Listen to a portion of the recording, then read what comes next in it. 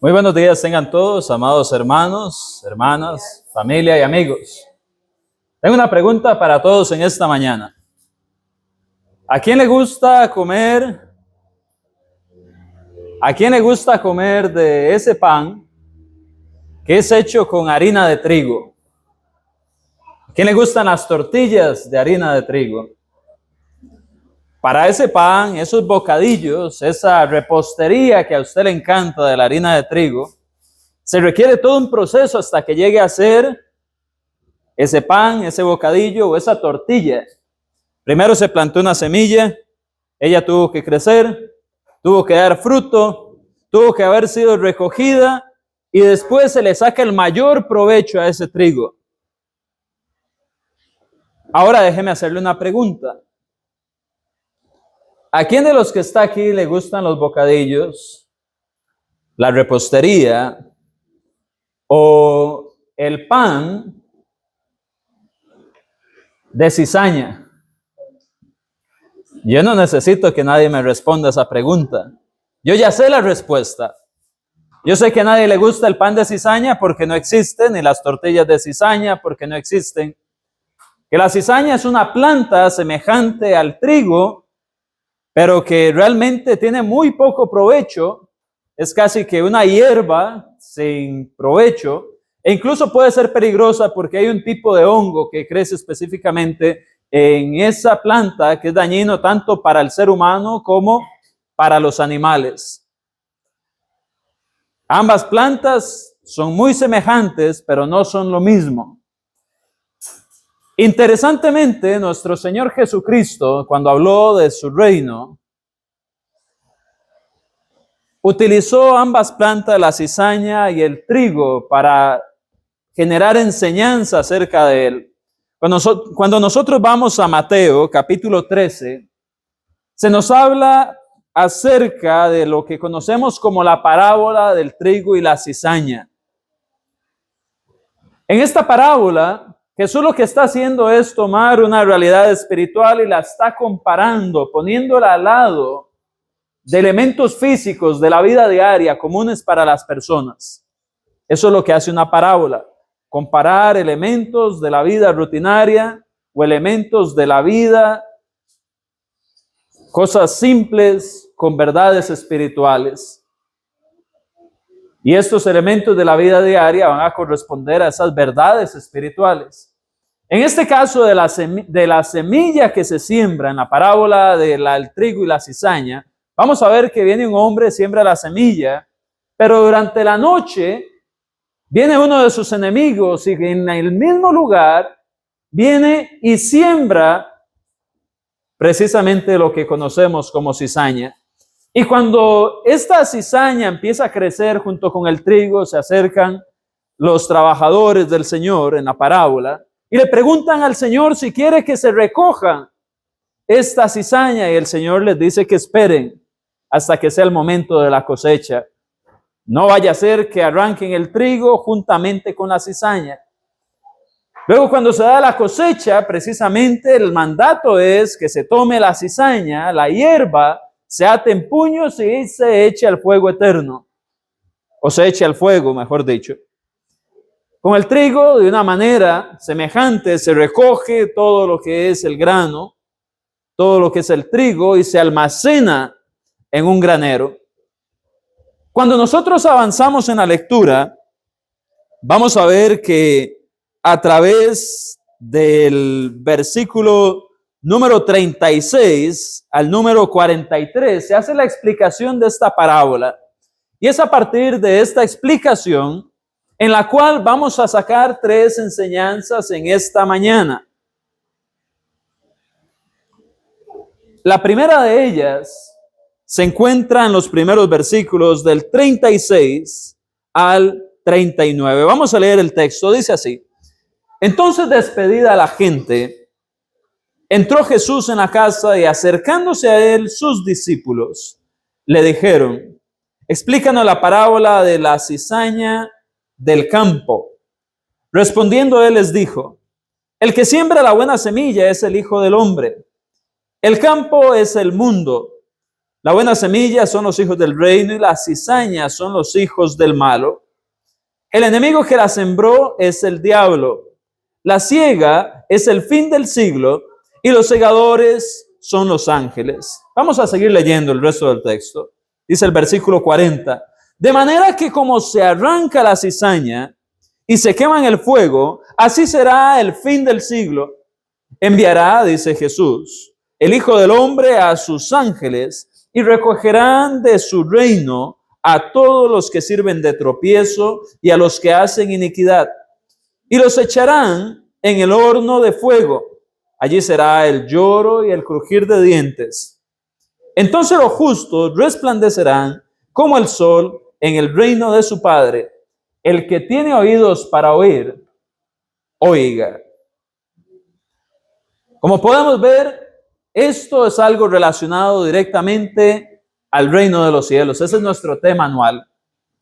De hecho, cuando usted ve la parábola del trigo y la cizaña, dice el versículo 24, les refirió otra parábola diciendo, el reino de los cielos es semejante, y empieza a dar la parábola. Así que vamos a estar hablando del reino de Dios, un reino escogido para salvación. Basados en los versículos del 36 al 43, la primera enseñanza del versículo 36 al 39 que debemos de tener en cuenta es que el reino seleccionado para ser salvo, que es nuestro tema de la mañana, el reino seleccionado para ser salvo tiene enemigos. Usted seguramente habrá visto muchas películas o algunos cuentos en los cuales se habla de los reinos. Usted se imagina castillos, príncipes, princesas. Sin embargo, muchas veces debemos de recordar que en los gobiernos, en los reinos, hay enemigos que atacan. En el caso del reino celestial, el reino de Dios, no podemos entender algo diferente a eso también. Está el reino de Dios, pero también está el reino de Satanás. Vemos acá que tenemos dos tipos de personas, los que son sembrados por Jesús y los que son sembrados por Satanás, y todos están en un mismo campo. Este campo no es la iglesia, este campo, Jesús lo explica, es el mundo.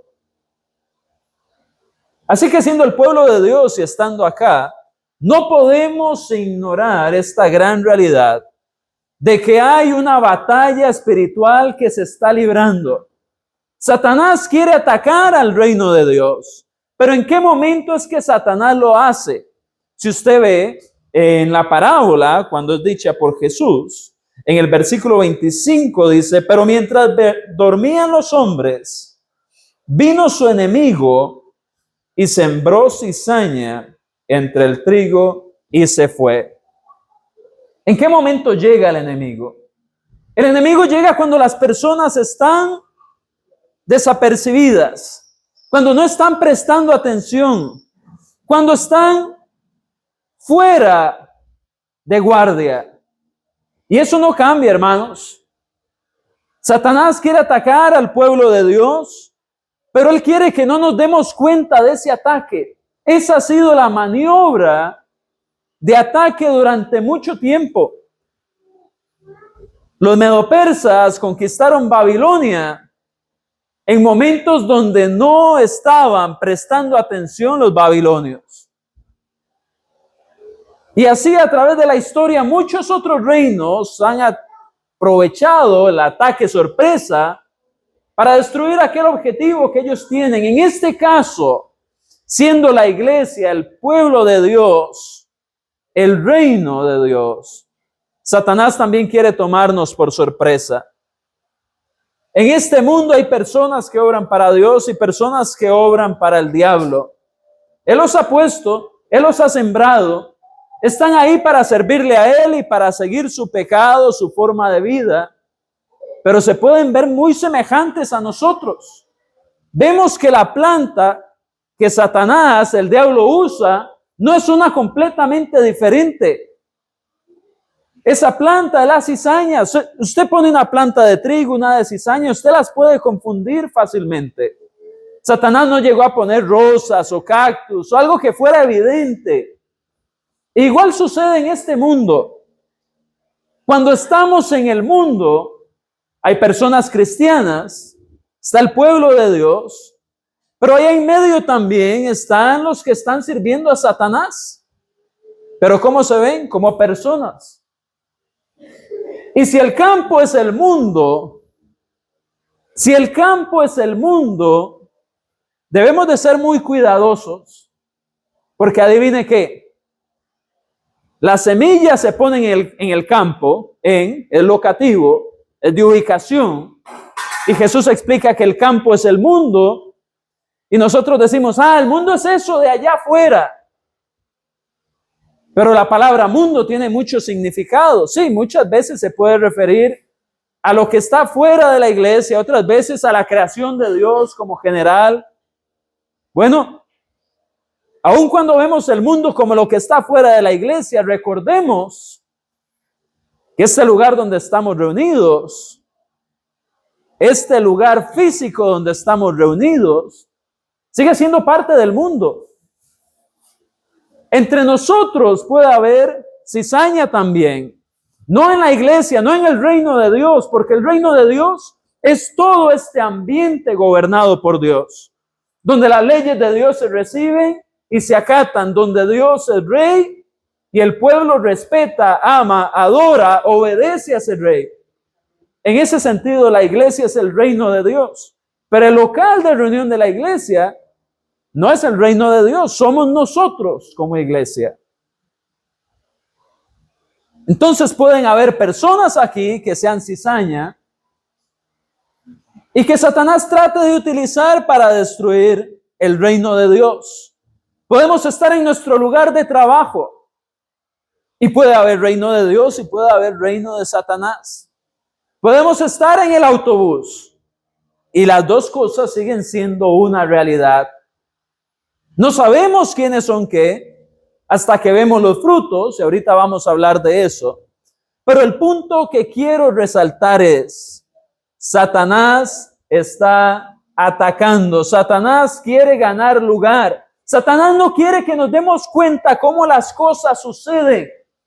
Y hay mucha cizaña que se va sembrando alrededor de nosotros que puede causar daño.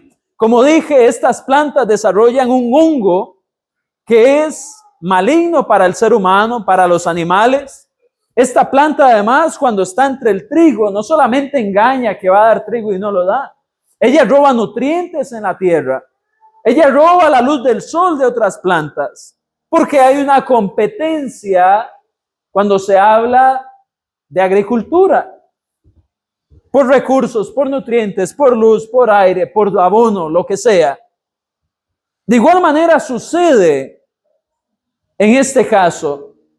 Hay una competencia ideológica, no se ve. Y las cosas se van sembrando poco a poco. Agendas LGBTI, más Q, lo que quiera. Todas las nuevas ideologías que vengan. La liberalidad en los grupos religiosos, decir cualquier iglesia está bien. Adore a Dios como usted quiera. Al final es entre usted y Dios. Esa es otra idea muy común. La pregunta es, ¿cuál es la idea de Dios? Dios dice que tiene un linaje escogido, una nación santa, que lo llamó de las tinieblas a una luz. Entonces la luz y las tinieblas no son lo mismo. Y esta nación santa tiene que servir de una manera especial y tiene un real sacerdocio además, 1 Pedro 2:9. Este real sacerdocio debe de servir de la forma en la que Dios lo ha estructurado. ¿Pero qué dice la cizaña? Podemos adorar a Dios como sea. Y entonces, ¿dónde está el límite a eso? Algunos van a adorar a Alá, otros van a adorar a Yahvé, otros van a adorar a Buda. Otros adoran a un Jesús que sí era Dios, otros que no era, a uno que no era Dios, solo un buen maestro. Otros adoran de una forma y de otra. La pregunta es, ¿qué dice la Biblia? ¿Qué dice Dios? ¿Qué dicen las reglas del reino? ¿Qué dice la constitución de este reino, su ley? Eso es lo que tenemos que seguir. Aparte de eso, estamos bombardeados de cosas como la pornografía, teorías evolutivas que afectan la idea creacionista de Dios, teorías liberales donde consumir drogas en cantidades inferiores a un estándar humano es legal. Pero ¿es eso lo que Dios espera de su reino? No. En otras palabras, tenemos todas estas ideologías y usted me puede decir, pero Andrés, aquí lo que pasa es que el reino son personas, no ideologías. Pero le hago una pregunta. ¿De dónde surgen todas estas ideas si no de las personas? ¿Y cómo no van a venir estas ideas a estar rodeando el pueblo de Dios si no es estas personas estando en el mismo mundo donde nosotros vivimos? Y eso se va colando a través de los celulares, de las computadoras, de la televisión. La inmodestia disfrazada de modestia porque alguien decidió que un bikini está bien en la playa, pero está mal en medio del culto de adoración. ¿De verdad tenemos dobles estándares? ¿O Dios tiene un estándar que se llama modestia? Hay uno solo. Mi punto es, estamos siendo atacados y silenciosamente muchos vamos siendo convencidos en esos ataques de seguir la misma corriente del mundo. La misma corriente del mundo. Satanás está atacando y debemos de estar alerta. Cuando Jesús dice en el versículo 25, pero mientras dormían los hombres, vino su enemigo y sembró cizaña en el trigo y se fue. Está dejando claro que este ataque no es un ataque anunciado, no es un ataque que va a salir a voces gritando, vean, soy el error, vean, soy lo que va a destruir su familia en 5 años, vean, soy el amigo que viene a dañar su matrimonio con malos consejos, soy la persona que viene a dar consejos espirituales aunque no sé ni qué dice la palabra de Dios. No va a venir anunciándose así. Por eso tenemos personas que enseñan el error, que practican el error, que recomiendan el error, pero claramente eso no es trigo. Y debemos de estar atentos, porque no faltará el día en que alguna falsa enseñanza se quiera colar en este púlpito. Espero no ser yo, espero que no sea ninguno de ustedes, pero si no tenemos esto en mente, vamos a ser atacados y vamos a ser convencidos y vamos a estar terminando y vamos a terminar dando los mismos frutos que la cizaña. Así que el reino de Dios escogido para salvación tiene sus enemigos. Habiendo establecido que tenemos enemigos, que hay un campo de batalla espiritual y que usted y yo sabemos que hay una armadura espiritual, que hay una espada de 2 filos, más cortante que cualquier otra, que penetra hasta partir el alma, las coyunturas, los tuétanos. Esa es la palabra de Dios, viva y eficaz, Hebreos 4:12. Esa es nuestra arma de ataque. Si usted conoce su espada, si usted conoce su Biblia, usted va a ser capaz de discernir, esta religión es verdadera o es falsa. Este consejo es verdadero o me va a destruir. Esto es la forma en que debo criar a mis hijos o no lo es. Esta es la forma de guiar a la familia, de guiar la iglesia o no lo es. Esta es su espada, esta es su arma de guerra, esta es su defensa contra el enemigo. Y claro, la Biblia tiene otras figuras que nos hablan acerca del casco, del pleto, del escudo y todas estas cosas, la fe, la esperanza, la convicción que tenemos para con Dios son importantes, pero para que este sermón sea exitoso, vuelva a casa entendiendo, hay una batalla espiritual. Y si usted no siente que tiene enemigos, si usted no siente que hay algo con lo cual usted tiene que luchar espiritualmente hablando, quizás ya va perdiendo esa batalla. y ese enemigo ya ha ido dominando su corazón. Entendiendo que hay enemigos para el reino que va a ser salvo, vamos a ver también que el reino escogido para ser salvo es particular, es diferente. Y es diferente en varios sentidos. Por ejemplo, es diferente en quién fue el que lo puso. Cuando nosotros vemos la explicación de Jesús, se nos dice que el que siembra la buena semilla, versículo 37, es el Hijo del Hombre. En contraste con el Hijo del Hombre, se nos dice que el que siembra la hierba o la cizaña es el diablo. Entonces, el reino de Dios es particular con respecto a su origen. Jesús trajo su reino, el diablo trajo su reino. ¿En cuál reino estamos nosotros afiliados? No en qué parte del mundo estamos, no si se sentó al frente o atrás o en el medio del local, o qué parte usted toma en su oficina de trabajo. Espiritualmente, ¿dónde estamos ubicados y quién nos puso ahí? Porque solamente hay una forma de ser añadido en este reino, de ser esa semilla de trigo escogida por Jesús. Cuando vamos a Juan capítulo 1, versículo 12, se nos muestra quiénes son los hijos del reino. Las semillas son los hijos del reino. Vea lo que dice Juan. Es muy, muy interesante porque la forma en la que Juan dice quiénes son los hijos del reino viene a contradecir esas ideas que muchos tienen de que todos somos hijos de Dios. Vea lo que dice Juan capítulo 1, versículo 12. Mas a todos los que le recibieron, a los que creen en su nombre, les dio potestad de ser hechos hijos de Dios, los cuales no son engendrados de sangre. Es decir, no importa de quién usted es hijo, ni de voluntad de carne, no depende de cuánto usted se convenza de si usted es o no es hijo de Dios, no es su voluntad, ni de voluntad de varón. Es decir, usted no se convierte en un hijo de Dios porque alguien le dice, usted va a ser un hijo de Dios. Vea lo que dice. Dice, ni de voluntad de varón, sino de quién, sino de Dios.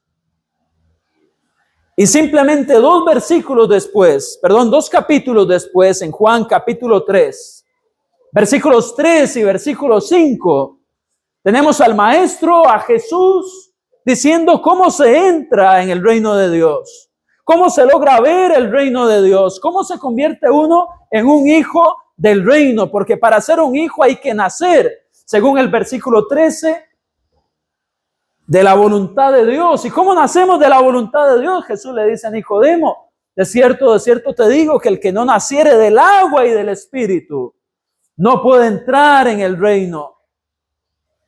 Para entrar en el reino, para ser hijos del reino, para ser hijos de Dios, necesitamos ser puestos por Dios en ese reino. Muchos dicen, es que todos podemos ser hijos de Dios. Sí, todos podemos. La pregunta es, ¿estamos dispuestos a alinearnos con la voluntad de Dios para que lo que Él dice se haga en nuestra vida y así ser puestos, nacidos del reino?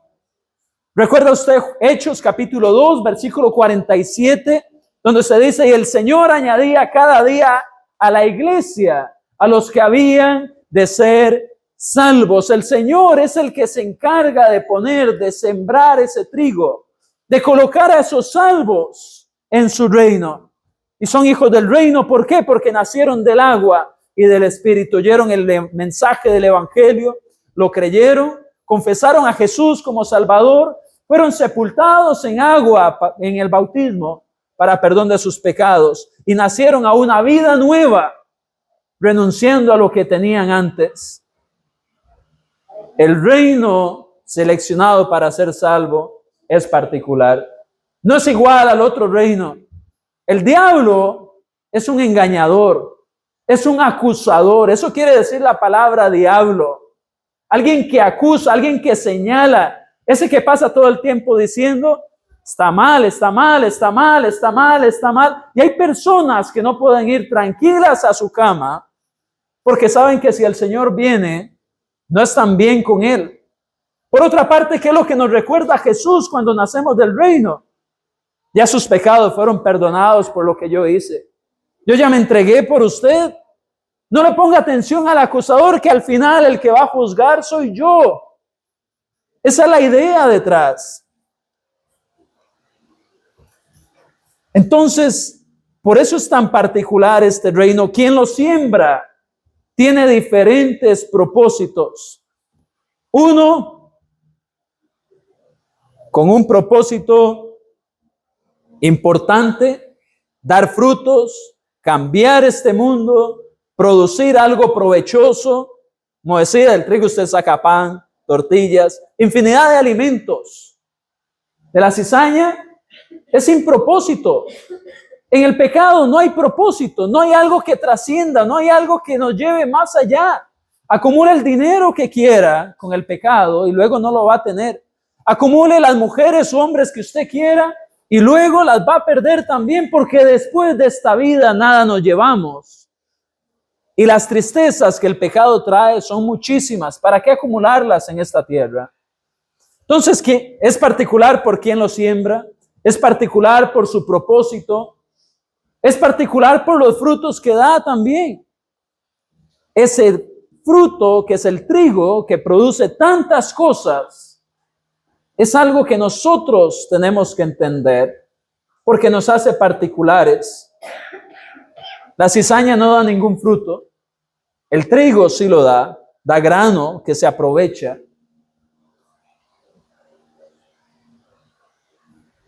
Y eso nos puede llevar a preguntarnos, ¿somos particularmente fructuosos? ¿Damos fruto? ¿Estamos produciendo algo? Vea lo que dice Juan capítulo 12, versículo 24.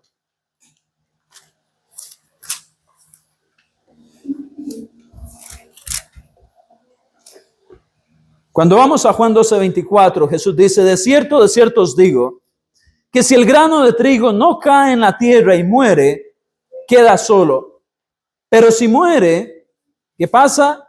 Lleva mucho fruto. El que ama su vida, la perderá. Y el que aborrece su vida, es decir, el que ama menos su vida,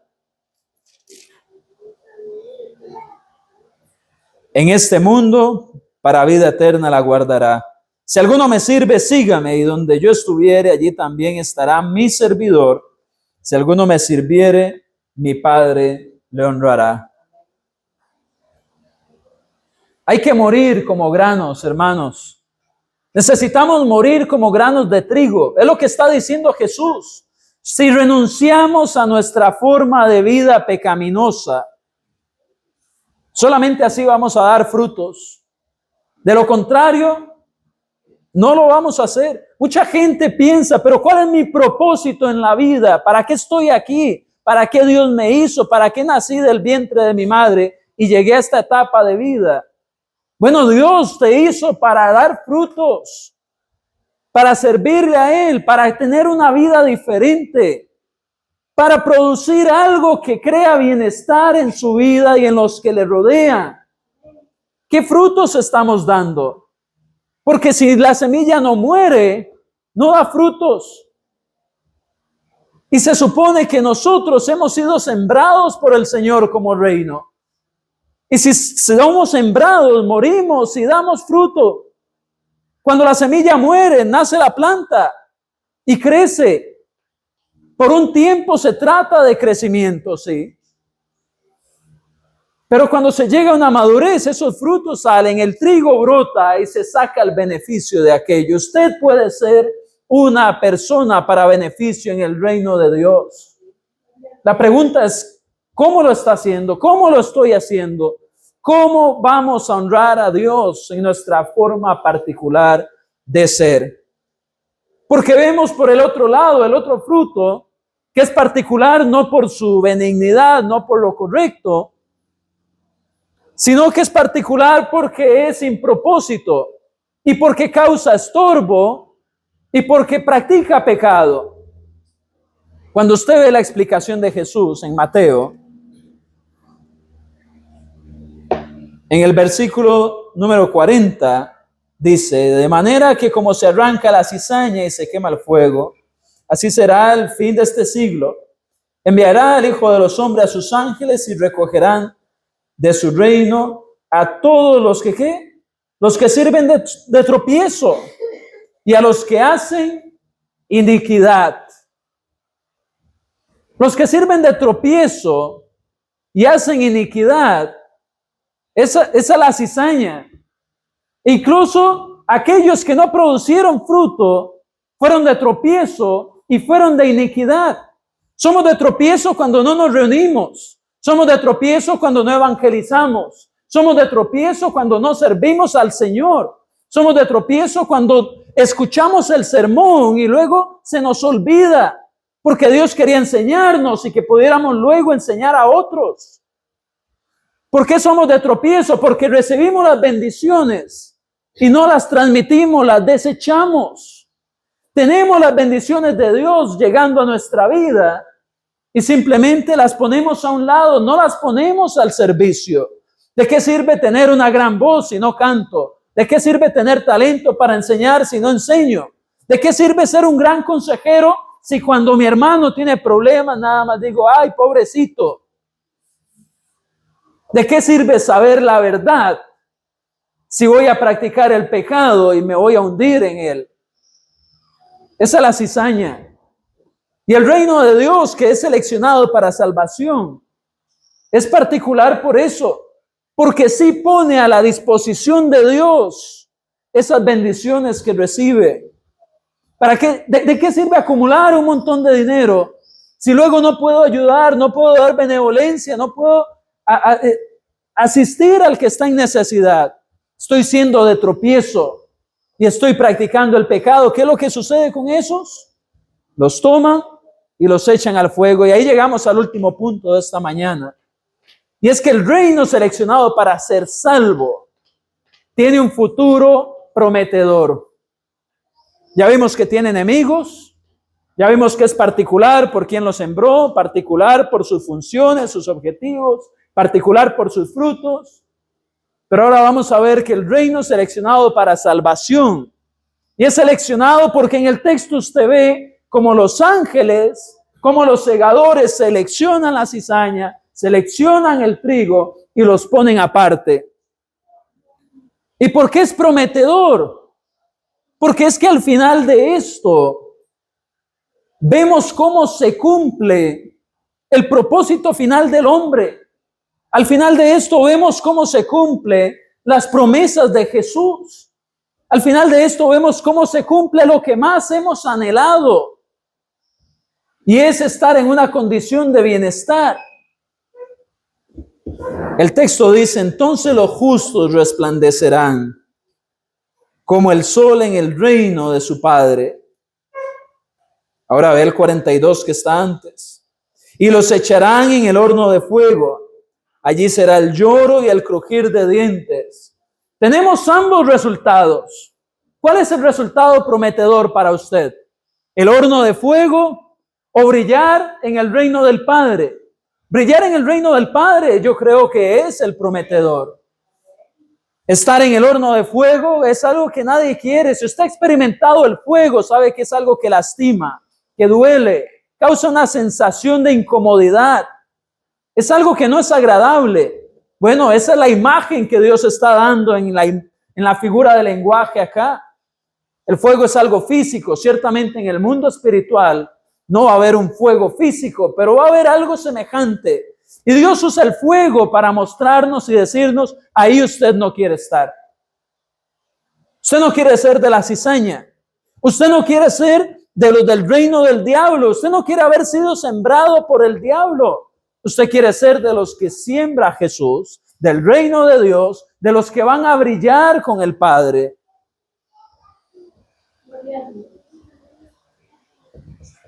¿Ha visto usted un partido de fútbol repetido tal vez?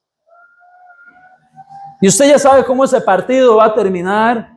Pero mientras lo está viendo la repetición, usted dice, pero pásela ya esa bola. O usted está viendo una película de suspenso y usted dice, pero salga ya, no se quede ahí escondido, es el momento ya de salir, de actuar. Y usted ya sabe cómo termina, ya usted sabe quién gana el partido, ya usted sabe al final de la película, quién vive, quién muere. Así es esta parábola.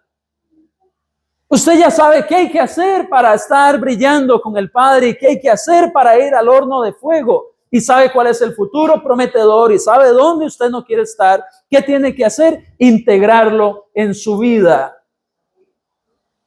Porque mientras haya pecado, va a estorbar nuestra relación con Dios y va a estorbar nuestra situación final con Él.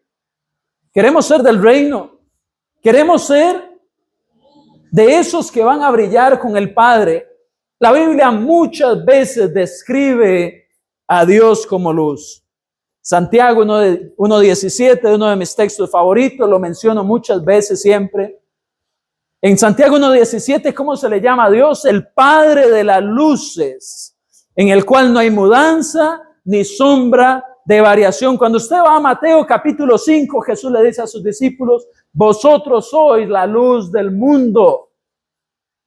Y luego compara con cómo una ciudad en un monte no se puede esconder, con cómo la lámpara no se pone debajo del almud. Luego dice, así vuestra luz brille delante de los hombres. Si nosotros brillamos, ¿qué va a suceder después? Bueno, según este texto después, vamos a ir y vamos a brillar con el Padre. Según este texto, dice que vamos a resplandecer como el sol en el reino del Padre. La idea de resplandecer como el sol quiere decir nuestra semejanza con Dios. No sé si usted ha visto un niño feliz corriendo, jugando bola con su padre, o jugando muñecas con su mamá o su papá, y ese niño es feliz y disfruta haciendo eso. Y el papá disfruta haciéndolo con su hijo. Y ambos se divierten, ambos son felices. Este es un momento de luz que se disfruta.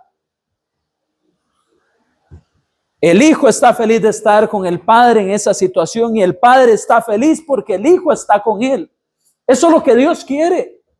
Que al final brillemos, resplandezcamos con Él. Porque Él es luz y nosotros somos luz. Y hay un punto en el cual podremos brillar con Él en su reino. Es ahí donde queremos ir. Ese es el futuro prometedor.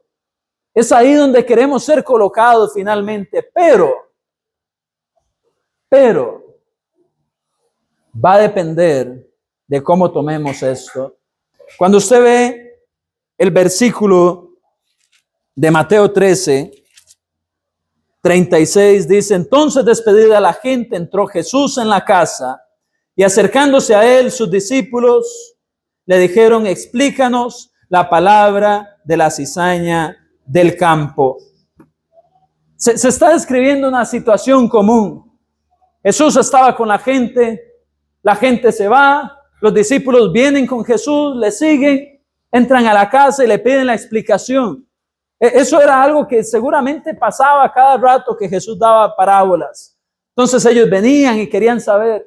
¿Y para qué Jesús les explica la parábola? Para que la entiendan, para que la conozcan, para que la enseñen a otros.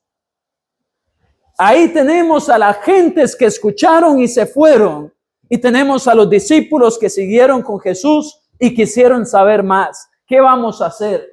¿Vamos a hacer de la gente que oye y sigue su vida igual o vamos a hacer de los discípulos que siguen a Jesús? Cuando vemos Juan 8:31, Jesús dice que el que permanece en su palabra es verdaderamente su discípulo y conocerá la verdad, versículo 32, y la verdad le hará libre. ¿Cuál es la clave para ser discípulo? Permanecer en su palabra. Y permanecer en la palabra no es solo sabérsela, es practicarla, es vivirla. Si nosotros vivimos la palabra de Dios, somos discípulos realmente, somos trigo, damos frutos, servimos a Dios. Pero la pregunta es si vamos a ser de esos discípulos o de la gente que se fue. Al final no importa si su favorito es el pan de trigo, las tortillas de trigo, las reposterías dulces que se hacen con trigo, la repostería salada que se hace con trigo. Al final, es más, usted va a ver el trigo quizás todos los días de su vida o casi la mayoría de la semana en diferentes cosas. Pero por favor recuerde, usted quiere ser como el trigo. Porque hay un enemigo que quiere apagar sus frutos. Pero usted debe de ser particular, debe producirlos por causa de quien lo puso, por causa del propósito que hay en usted de traer frutos y por causa del futuro prometedor que hay para usted si permanece ahí. El pecado estorba, nos aparta de Dios. Y muchos dirán, bueno, pero es que si Dios no me puede oír porque estoy en pecado, entonces ¿para qué voy a seguir lo espiritual? La pregunta real es, ¿por qué usted no quiere escuchar a Dios que quiere sacarlo de ese pecado? Para que así usted pueda ser trigo sembrado para frutos y para ir a resplandecer con el Padre. Es que Dios no nos oye porque Él no quiera. Él es omnisciente, Él sabe todo. Isaías 59, 1 y 2 nos muestra que es porque el pecado estorba. La naturaleza de Dios es santa, el pecado no lo es. Es contrario a su naturaleza, no coincide. Pero aunque Dios y nosotros somos estorbados por el pecado, Él nos habla. Y lo que importa realmente no es solo si Él me escucha, es si yo lo escucho para yo poderme poner en armonía con Él. Y una vez que eso sucede, viene el arrepentimiento, que es un cambio en la mente. Y con el arrepentimiento, usted procede a obedecer la voluntad de Dios, así sea bautizarse o así sea cambiar el pecado que ha venido estorbando en su vida. Hermanos, el reino de Dios tiene que ver con la eternidad. Y ese reino es el único que va a estar brillando con el Padre. Y usted quiere ser parte de Él, por algo está aquí. Si a usted no le importara eso, no estaría aquí.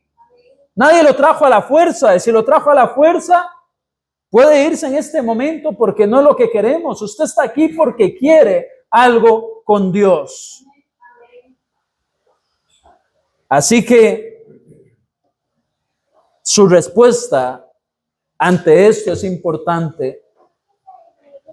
No simplemente se vaya como aquellos de la multitud, sea de los discípulos que viene y pregunta y quieren saber más para poder ser parte de. Y así usted va a saber el final de la historia. Pero en vez de decir, no, voy para el fuego, usted va a poder decir, sí, voy a ir a brillar con mi Padre. Y por eso es ese tipo de historias como los niños que ven una película otra y otra y otra y otra vez. Yo recuerdo una vez un primo se quedó a dormir en la casa por un tiempo. Mis papás lo estaban cuidando y estaba esa película de Toy Story en cassette, hace mucho. Y él ponía ese cassette en la noche, una y otra y otra, todas las noches, ya se sabía los diálogos.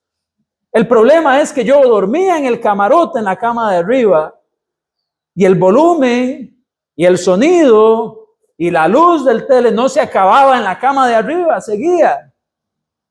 Pero ellos querían ver, mi primo y mi hermano, esa película una y otra y otra y otra vez porque les gustaba cómo se desenvolvía, cuál era el final. Viva una vida cristiana como tiene que ser. Abandone la pereza de servir a Dios. Abandone eso que lo aferre al pecado que sea. Y usted va a ver cómo usted va a querer oír una y otra y otra y otra y otra vez.